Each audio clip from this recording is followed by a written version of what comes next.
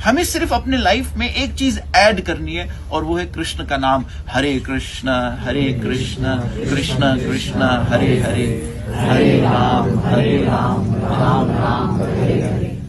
इसलिए ये स्थान जिस स्थान पर हम आए, आप यहाँ के पहले तो एक नजर घुमाकर पेड़ों को देखिए कि किस तरह यहाँ के पेड़ इस भूमि को, ब्रज भूमि को प्रणाम करती हुई मुद्रा में।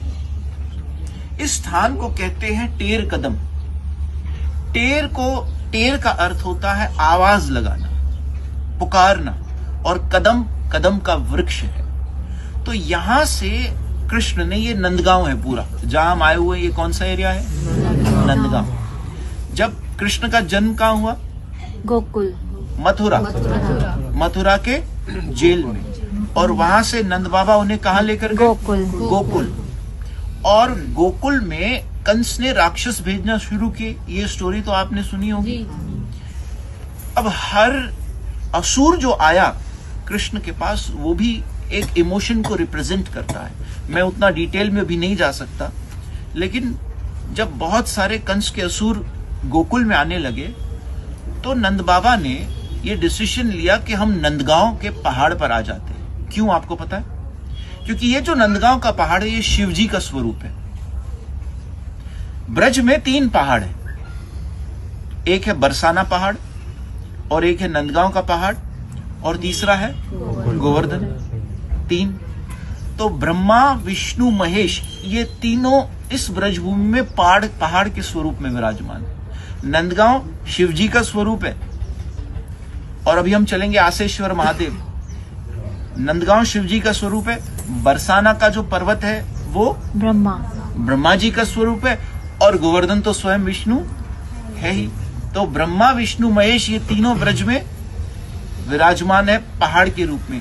तो जब कंस राक्षस भेजने लगा तो नंद बाबा और यशोदा ने ये डिसीजन ली कि चलो हम नंदगांव के पर्वत पर जाकर नंद महल बना लेते हैं, क्योंकि कंस कभी नंदगांव के पर्वत पर नहीं चढ़ सकता था। क्यों? क्योंकि वो शिवजी का भक्त था, और वो नंदगांव के पर्वत पर पैर नहीं रख सकता।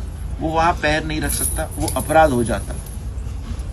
तो इसलिए यहां पर नंद बाबा रहने आए, और ये सारा कृष्ण का वो बाल लीला स्थली सब यहां हुई। और यहीं से पहली बार कृष्ण ने गोचारण शुरू किया। नंद बाबा के पास 9 लाख गैयाएं थी। कितनी? 9 लाख गैयाएं। और वो 9 लाख गैयाओं को यहाँ ठाकुर जी लेकर आए, और पहली बार यहाँ से गोचारण आरंभ किया। काउहर्ड बॉय जिसे हम कहते हैं, और कृष्ण का नाम पड़ा गोपाल।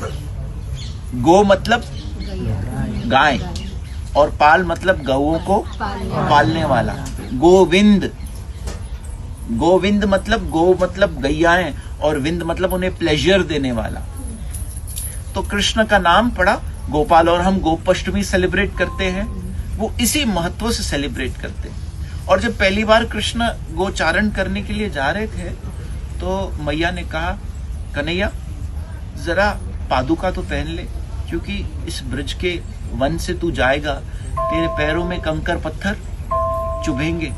तो कृष्ण ने कहा, मैया मैं पादुका नहीं पहनूंगा। कहा क्यों? कहा क्योंकि गोमाता ने भी कोई पादुका नहीं पहनी है, वो जिस रास्ते से जाएगी उसे भी कंकर पत्थर लगेंगे, तो मुझे भी लगने दो। जैसे गोमाता जिस रास्ते से जाएगी तो वो भी तो ये कष्ट सहन करेगी, तो मैं भी उनके साथ ये कष्ट सहन करूंगा। आप देखिए कि कृष्ण कितना प्यार करते अपने गैयाओं से, इसलिए उनका नाम पड़ा गोपाल।